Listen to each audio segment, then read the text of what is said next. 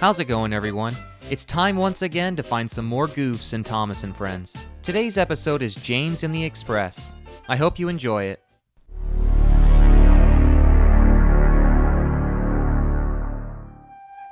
Alright, so when the episode starts, we see Gordon, James, and Henry in the sheds.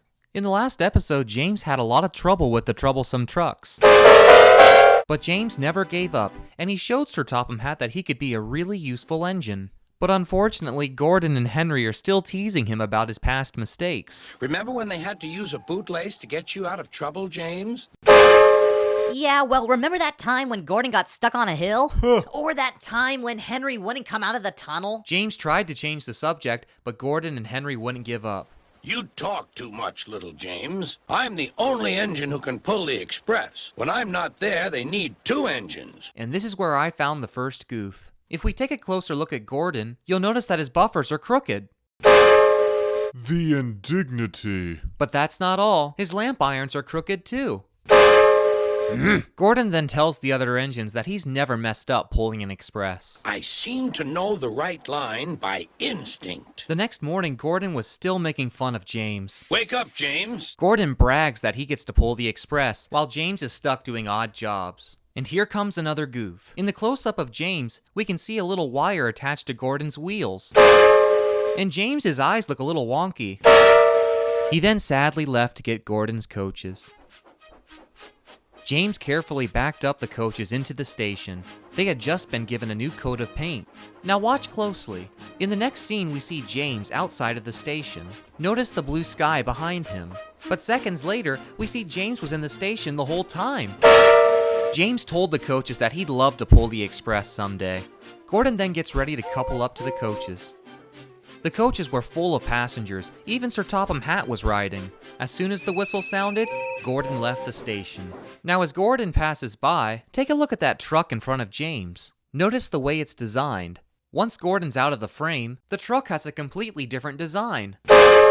You can clearly see the differences when the trucks are side by side. Oh, and another thing, where did this guy come from? When Gordon passes by, there's only one workman, but seconds later, there's two. James then gets back to work, shunning trucks and fetching coaches. A little bit later, James fetches some coaches for another train, but he put the brake coach in the middle.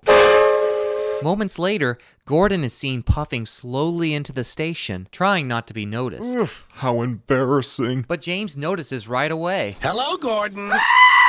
And look how scratched up James's dome is. It looks like a speckled Easter egg. Gordon was switched onto the wrong set of tracks, and he looped back to the station. But wait a minute, why is James on track 3? Just moments ago, he was on track 5. Did you lose your way, Gordon? Gordon explains to James that it's not his fault, and that he got looped around the station. I had to go all round and back again. Perhaps it was instinct. The passengers were furious. We want our money back. The lady with blonde hair has sticky tack under her feet. Sir Topham Hatt blew a loud whistle to get everyone's attention. He told the passengers that he would get a new train right away. Gordon can't do it. Will you pull it for us, James? James happily agrees to pull the Express, and he quickly switches tracks. Do your best, James, said Sir Topham Hatt. And then James leaves the station. James pulled the Express with no problems.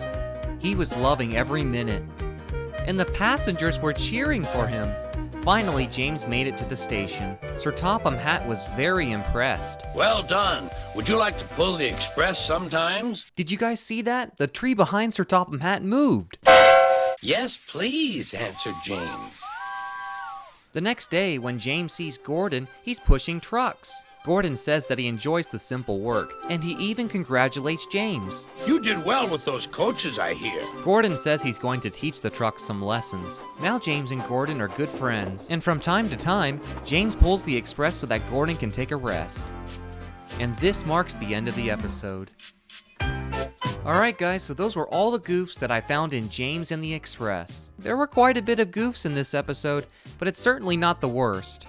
Now as always, if you saw a goof that I didn't point out, please leave a comment below and let me know. Thanks so much for watching guys, I hope you have a great day.